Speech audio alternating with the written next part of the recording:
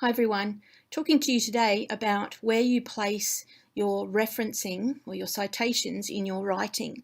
I'm using the article that you have for your reading list this week, and I'm going to turn your attention to a paragraph a little way down. Let's stop here for starters. You can see this paragraph here. The authors of this paragraph of this article have decided to really heavily substantiate this one comment here. You can see that the references that they've used are quite extensive.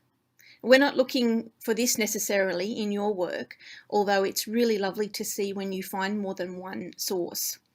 What's of note is that the authors have chosen to provide the information, and in this case it is of the educational research studies which explore the lived experiences of LGB pupils, and then they've included the studies after that information, and a little bit more towards the end. So what they're citing there is this first part, that these are the research studies. Here's another example of a different way. In this case, the authors have put all of the relevant information and then have added the citation right at the end.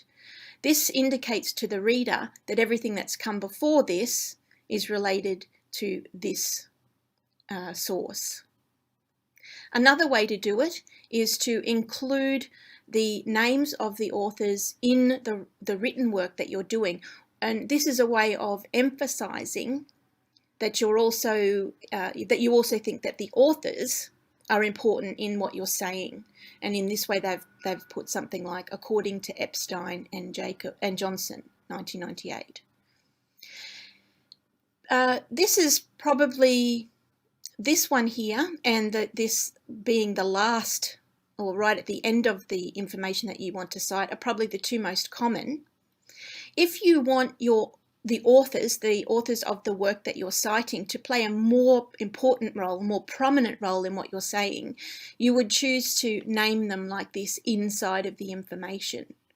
If it's more important for you to share the information rather than where it's come from, then you are more likely to do this more discrete kind of referencing, in that you put the information all within the brackets.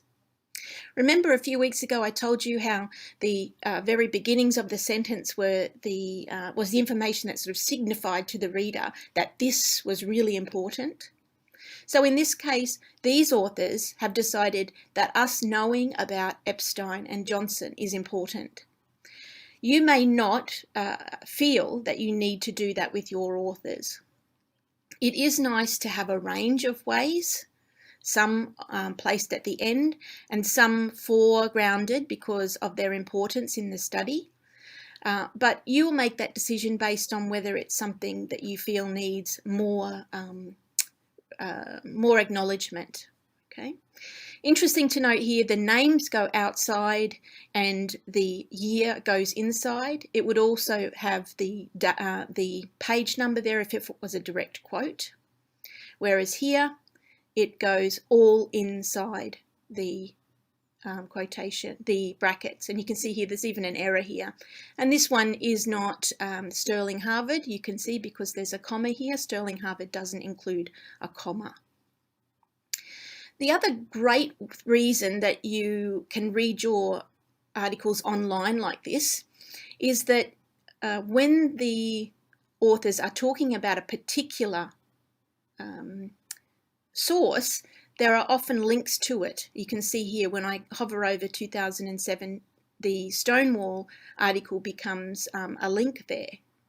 This is great for looking at that document. So we don't want you to say, oh, well, this is what Stonewall said inside of this article by McIntyre. We want you to go to that source if you want to talk about Stonewall's work. So by clicking on this, you'll get the reference and be able to then travel to that document. Another great idea for using these online reading is that they'll often have a list of related articles, which will quite often give you another great source to go to. Over here you can see that there are some really relevant articles around the same topics.